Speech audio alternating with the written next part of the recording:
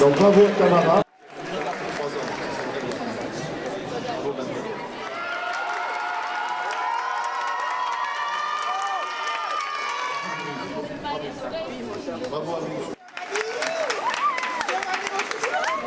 Bravo jeune homme.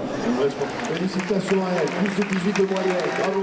Un jeune homme que j'avais eu l'occasion de rencontrer, qui était fort sympathique, j'avais poussé pour aller plus haut.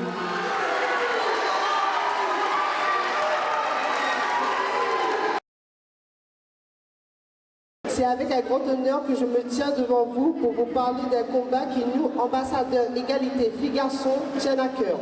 Les droits des femmes. Depuis des siècles, des femmes comme Olympe de Gouges, Simone Veil, Simone de Beauvoir se sont battues pour obtenir des droits.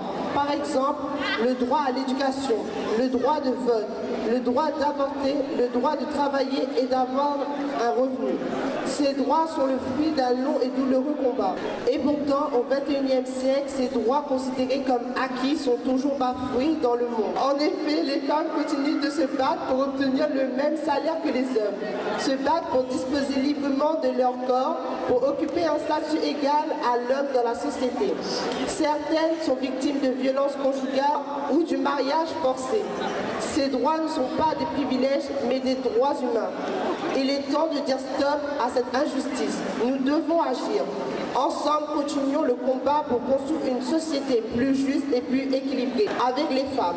Car si des progrès ont été faits, l'égalité réelle reste incomplète.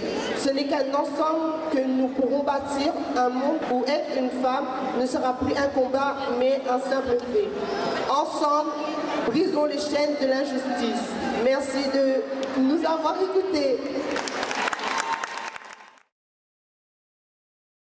En bonne pseudo-mathématicienne, l'union désigne tout ce qui se trouve ou dans un ensemble A ou dans un ensemble B, qu'il existe une intersection ou pas. Vous savez, c'est dans votre cours, ça, non? Mais si! Alors, mathématiquement, la question change, puisque l'union de deux personnes qui n'ont rien en commun existe. Aujourd'hui, ce qui nous unit en initialisation, c'est la rhétorique, sinon vous ne m'écouteriez pas. Alors, en récurrence, dans un ordre plus général, il existe forcément un art qui m'unit avec n'importe quelle personne sur Terre, que ce soit à travers sa connaissance, sa réflexion ou simplement ses émotions. N'est-ce pas ça le but premier de l'art? Nous faire ressentir, nous faire vibrer, nous rappeler notre humanité.